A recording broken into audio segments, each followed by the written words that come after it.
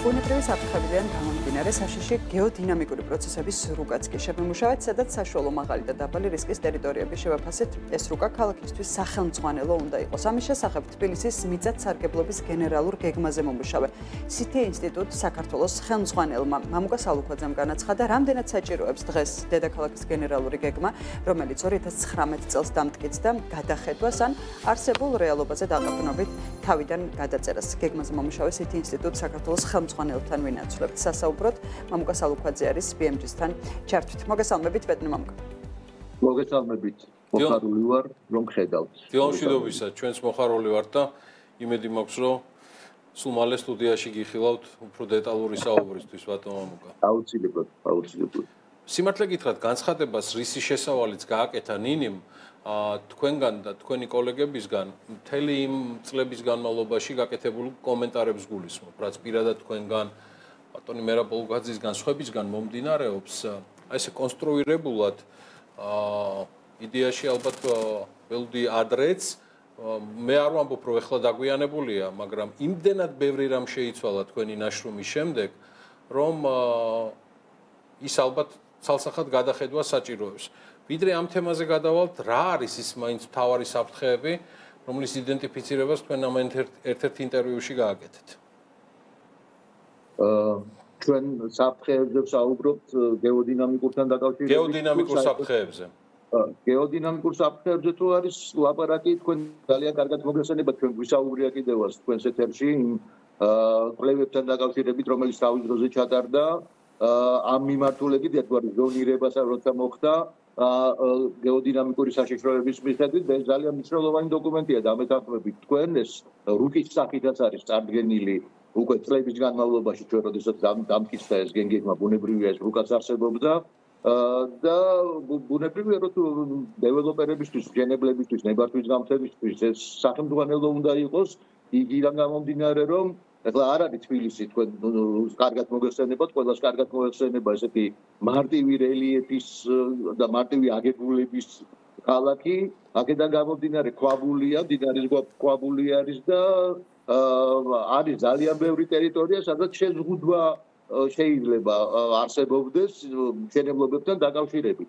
არადა ბოლო აწლეულებია ჩვენ ბევრ ასეთ ტერიტორიაზე განვახორციელეთ ამგვარი მშენებლობები, რამაც გამოიწვია თავისი უარყოფითი შედეგები და ამეთანხმებით, მათ შორის ტრაგიკული შედეგების გამოიწვია. მე გაგახსენებთ თქვენ, რომ თქვათ იგივე თაცმინდაზე მოხდა ხო მსგავსი ფაქტი 2002 წელი იყო, შემდეგ სხვა ადგილებშიც ჰქონდა გარკვეულად მეწყერს ადგილი და ასე შემდეგ და ასე შემდეგ. მოკლედ ეს ის რაც ნიშნავს, რომ ეს დოკუმენტი არ იქცა სახელმძღვანელოდ, ბატონ მამუკა. იცით რა არის, მე ამას ვამბობ იქამდე, სანამ ამას შევიმუშავებდით. მე არ გამოურიცხავ იმას, რომ ამის შემდეგაც გარკვეული მშენებლობები წარმოებდა ამგვარ ტერიტორიებზე, მაგრამ რა თქმა უნდა, ის ტემპი და ის მდგომარეობა აღარ არის რაც იყო. ეს ცალსახად შემიძლია ვთქვა. ამ რუკამ გარკვეულად დაფიქრების საშუალებები მისცა იგივე ნებართვის გამცემებს, იგივე დეველოპერებს და ჟვანიას ქუჩის მაგალითსაც გაგახსენებთ თქვენ, როცა ჩვენ შევიმუშავეთ. აი ეს უკვე გეგმის მიმდინარეობისას ვთქვით, რომ არ შეიძლება იქ გაგრძელება ისე, როგორც გრძელდებოდა მშენებლობები და მერიამ მაშინ მიიღო გარკვეული გადაწყვეტილება. მე ახლა მართალი გითხრათ, როდესაც ლაპარაკი არის გადახედვაზე, მე გავაგრძელებ თემას თქვენი ნებართვით მაშინ. როდესაც გადახედვაზე არის გეგმისა ლაპარაკი, ბუნებრივია რომ იცვლება ბევრი რამ. ბუნებრივია რომ მე-7 წელი არის უკვე დამტკიცებიდან გასული. სადღაც 5-6 წელიწადში უნდა გადაიხედოს ხოლმე გენერალური გეგმა, იმიტომ რომ გენერალური გეგმა არ არის ისეთი დოკუმენტი, რომელიც ეს არ არის წმინდა ძროხა, რომელიც უნდა იყოს ხელშეუხებელი, პირიქით, ცოცხალი ორგანიზმია. რა თქმა უნდა. ცვლილებები ისედაც ხდება ხოლმე, ხო ზონირებასთან დაკავშირებით ბუნებრივია რომ იცვლება ქალაქი, იმიჯნება რაღაც ნაკვეთები, იყოფა ნაკვეთები, ასე შემდეგ. ეს ცვლილებები ყოველთვის მიდის აქ ლაპარაკია კარდინალურ ცვლილებებზე, კონცეპტუალურ ცვლილებებთან დაკავშირებით, რომ არ მოხდეს რაიმე შეუსაბამობა გენერალურ გეგმასთან, თორე ცვლილებები იქნება, მაგას ჩვენ ყოველთვის შეგუებულიც ვიყავით და ჩვეულებრივი რამ არის, რაც მსოფლიოში ხდება ხოლმე ასეთ დოკუმენტებთან მიმართებაში. აქ უბრალოდ ლაპარაკი არის იმაზე, რომ ცვლილება არ უნდა იყოს კარდინალური და არ უნდა მოხდეს, თქვათ, იმ მიმართულებებთან, იმ კონცეპტუალურ მიმართულებებთან წინააღმდეგობით, რომელიც ჩვენ თავის დროზე შევიმუშავეთ. ბატონო მამუკა, აი ყველაზე ახლო წარსულის მაგალითზე რომ ვისაუბროთ, იგივე ვაშლი ჯვარში, როდესაც დაახლოებით წელიწად ნახევრის წინ თუ 2 წლის წინ ეს რაღაც ფერდობი გაიხსნა, ხო?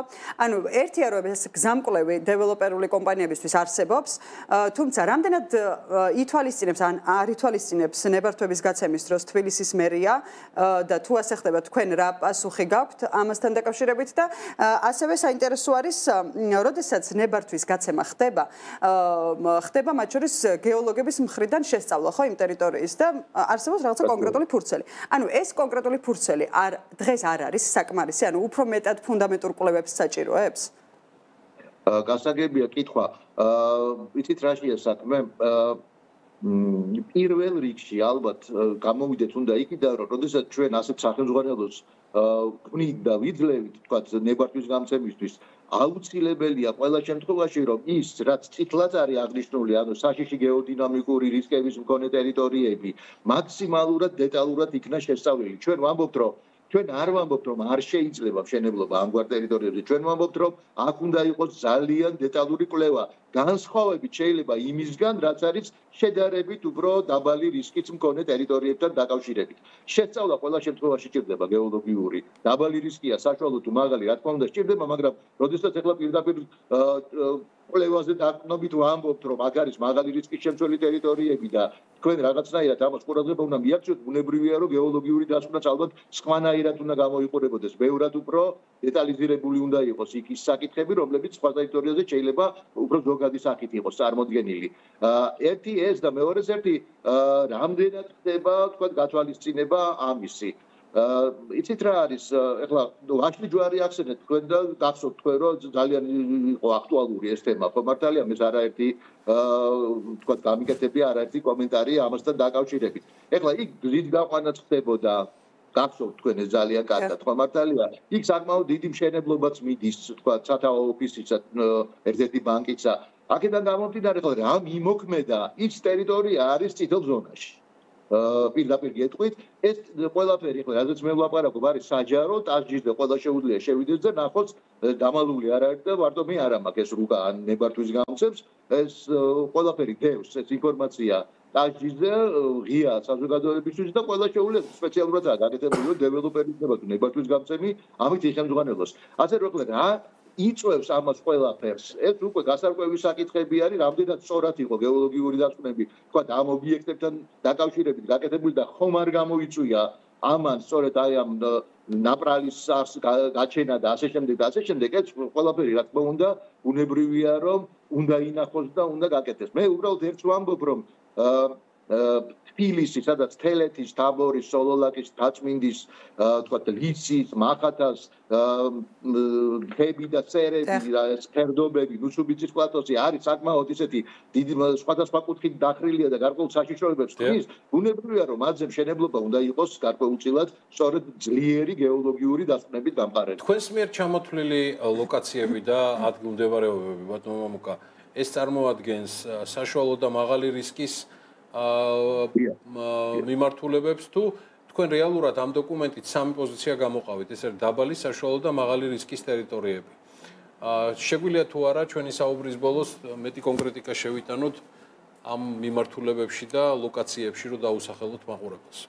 დიახ, პრაქტიკულად ყველა მაღლობი, ყველა ფერდობი არის საკმაოდ საფრთხის შემცველი ტერიტორიები, თუმცა კიდევ ერთხელ ვიმეორებ, აქ არ არის ლაპარაკი, რომ არ შეიძლება არაფრის მშენებლობა, აქ სწორედ კიდევ ერთხელ ვიმეორებ, რომ ჩვენ დეველოპერი იქნება ეს თუ ნებართვის გამცემი ყურადღება უნდა მიაქციოს იმას, რომ გეოლოგიური დასკვნები იყოს საკმაოდ მყარი, ფუნდამენტური და მართალი, იმიტომ რომ დღეს ბევრი ტექნოლოგია არსებობს იმისთვის, რომ ამგვარ ფერდებზეც ხდებოდეს მშენებლობები. მთავარია, რომ ჩვენ გეოლოგიური დასკვნა გქონდეს ისეთი, რომელიც სწორ რეკომენდაციებს მისცემს დეველოპერებს და მისცემს საშუალებას იმისათვის, რომ განახორციელონ მშენებლობა, მაგრამ სწორედ იმ უსაფრთხოების ნორმების დაცვით, რომელიც აუცილებელია ამგვარ ტერიტორიებზე. თქვენ მართალი თქვით, გიორგი, ეს არის საშუალო და მაღალი რისკის შემცველი ტერიტორიები, როგორც წესი.